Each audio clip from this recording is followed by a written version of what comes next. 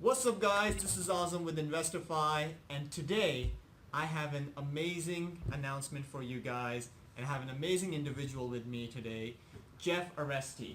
Jeff, tell us a little bit about yourself. You're very kind. I'm practicing law for 40 years. I set up a bar association on the internet a dozen years ago called the Internet Bar because global justice really is important. And now, as you can all tell from all the exciting things that you can see on Investify with Bitcoin and the whole world is connected to each other, we really need a global justice system, and we're all about building the justice layer of the internet. So in this video, we're collaborating with Internet Bar Organization, and we have two wonderful individuals, Ken and Rita, that are tax lawyers, tax attorneys, and they're going to go over how, if you have invested in cryptocurrencies in this past year, how you might get affected when it comes to paying your lovely taxes. Is that true? This is really an exciting chance to begin to see how all the different tax systems of the world are confused. They don't have an idea of what's going on. The advantage is really in the investor's home court here. So depending upon where you live, those set of rules are going to be what govern how you're supposed to report your taxes, but it's all on the honor system because cryptocurrency is out there in the ether. Very few people know how it's being played out, and very smart tax-oriented individuals are going to organize their affairs with their tax attorneys to minimize their taxes. So this is a first step that we've taken with you to get that kind of information out there. Right. So let's get started with the video so you guys get to the semantics right away, and hope you enjoy it. Once again, thank you so much, Jeff, and we look forward to learning more about the Internet Bar Organization from you guys. Thanks a lot. Look forward to the video. Okay. Enjoy, guys. Well, hello. Thank you for joining us today. We're here talking about taxing virtual currency. My name is Ken Vacovec of the law firm of Vacovec, Mayotte Singer in Boston, Massachusetts area. And with me today is Rita Ryan, who's going to talk to us a little bit about how we're going to tax virtual currencies. Now, the IRS is familiar with currencies. We know how to deal with currencies, currency exchanges and everything. But what are the different types of currencies that we're experiencing now with the Bitcoins and all? Sure. So there are three different types of currencies. The first one is quote unquote real currency. It's defined as coin or paper money in the United States or of any other country, designated as legal tender. The second type is virtual currency, which is defined as a medium of exchange that operates like currency, but doesn't have all the attributes of real currency, i.e. it doesn't have legal tender. And then our third currency is convertible virtual currency, and that's what we have in Bitcoin, Ethereum, and virtual currencies like that. It's the same as virtual currency, except that it has an equivalent value in real currency, and it acts as a substitute for real currency. So the IRS has determined that these convertible virtual currencies can be traded between users, can be used to purchase or can be exchanged for US dollars, euros, pound sterling, and any other real or virtual currencies. And then they have determined that these convertible virtual currencies are going to be treated as property for U.S. tax purposes. So as such, the general tax principles surrounding the taxability of property are what's going to apply to the taxability of these virtual currencies. Okay, well, good. So if we start to take a look at the way the IRS is approaching it, which is that it is property, then I guess we have to apply the general principles of what we have in the tax law. So I would guess property would be similar to shares of stock or something of that sort. So if you hold property and you hold it for an investment and you transfer it as a sale or an exchange of some sort, you're probably going to have a capital gain treatment like you really would have. That's right. In a stock situation. That's right. You know, but we're understanding that Bitcoin and these virtual currencies are being used in commerce in different ways. So they may be treated almost as cash payments for something. That's right. For instance, how do you get a Bitcoin? How do you wind up doing it? What's it called? It's called mining. Mining. So if you're mining for a Bitcoin, is that like mining for gold? It can be akin to that, yes. Yeah. So if you're pulling it out of the ground and putting it in your Bitcoin wallet, you may wind up actually having income based upon whatever the value of that has to be. Mm-hmm. So a virtual currency, who knows how that's going to be valued. That's right. Certainly the convertible virtual currencies that you talked about, those will be converted into dollars, pounds, euros, or whatever, and some sort of an exchange. So I guess if you're in the business of mining Bitcoins, you're going to have ordinary income. Mm-hmm. I've heard that law firms, accounting firms, other businesses are taking Bitcoin in payment for their goods and services. That's correct. So you'd wind up actually having that Bitcoin come in as income to you, as gross income.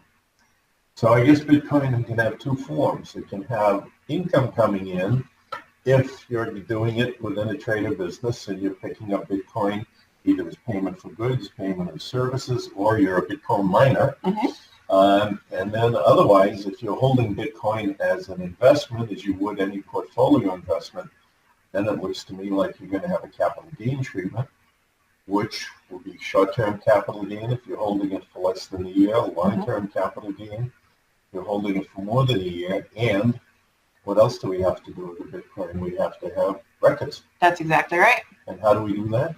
So if we talk about Bitcoin like we talk about a share of stock, we need to have records like stockholders would have.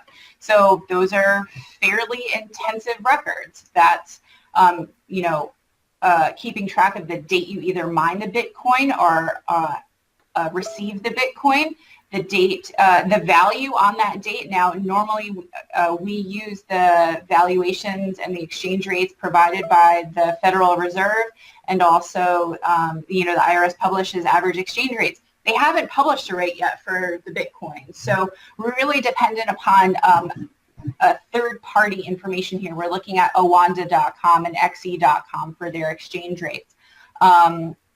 So you have to keep track of those exchange rates. You need to use that spot rate on the day that you get it, convert it to US dollars, and keep track of it. Or if you're trading in Bitcoin, there's no 1099 reporting that like you would get for your stock transactions. It's all self-reporting. So if you sell the Bitcoin, you need to keep track of the date, the convertible exchange rate that you're using, and what your gain or loss is at that point. So lax records are considered really no records. So you have to be on top of it from the start. And you have to prove this to the IRS. That's right.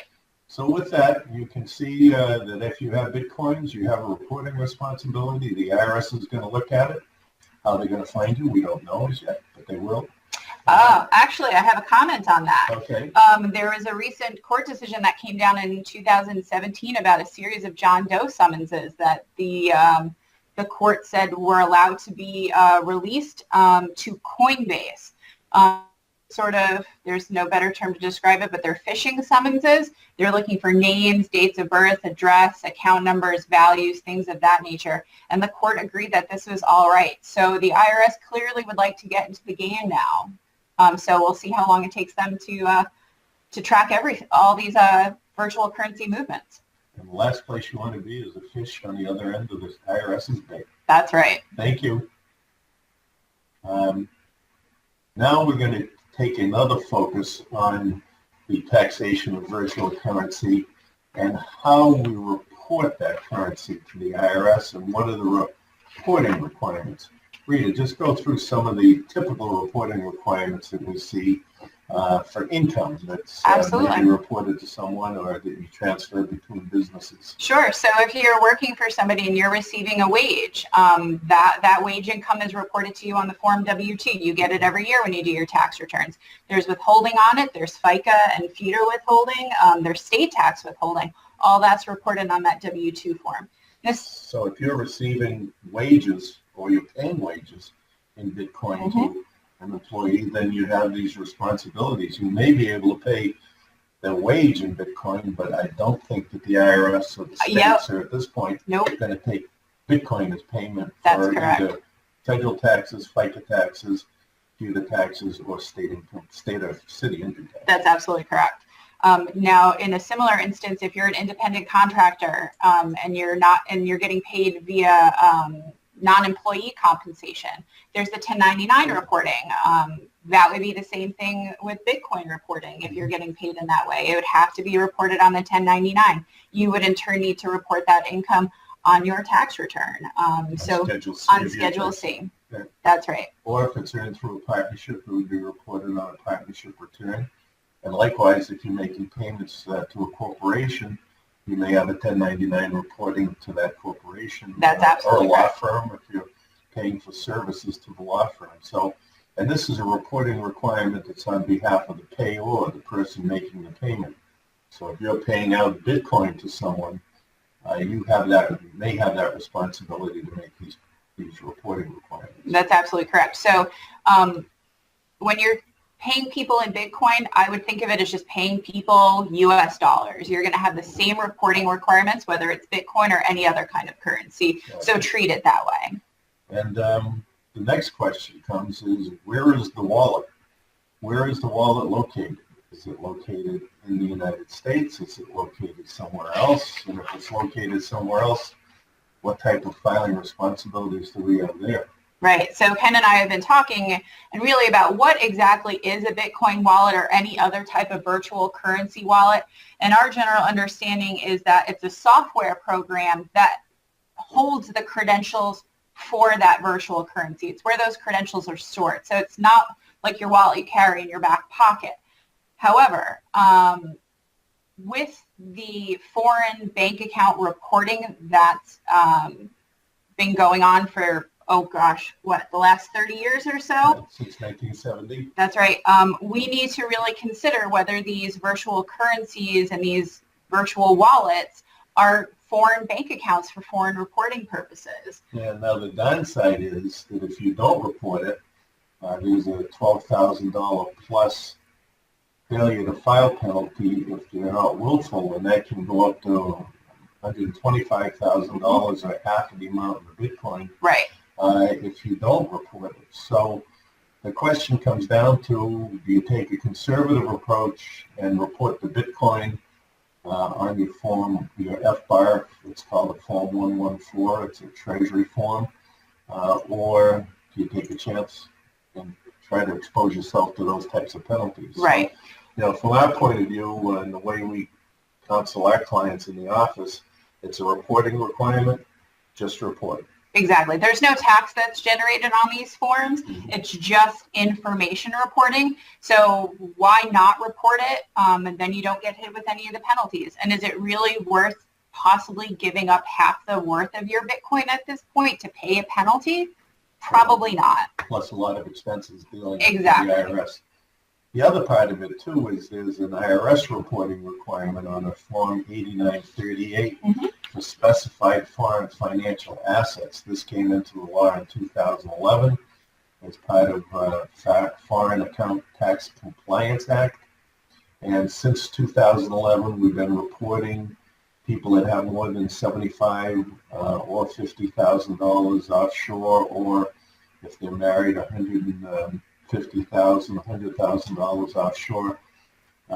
And if your Bitcoin or your other account happens to be over that amount, we strongly suggest that gets reported. That's right. And we have another $10,000 worth of penalties for failure to file that, plus your statute of limitations never closes on your tax return until you get it reported. So right.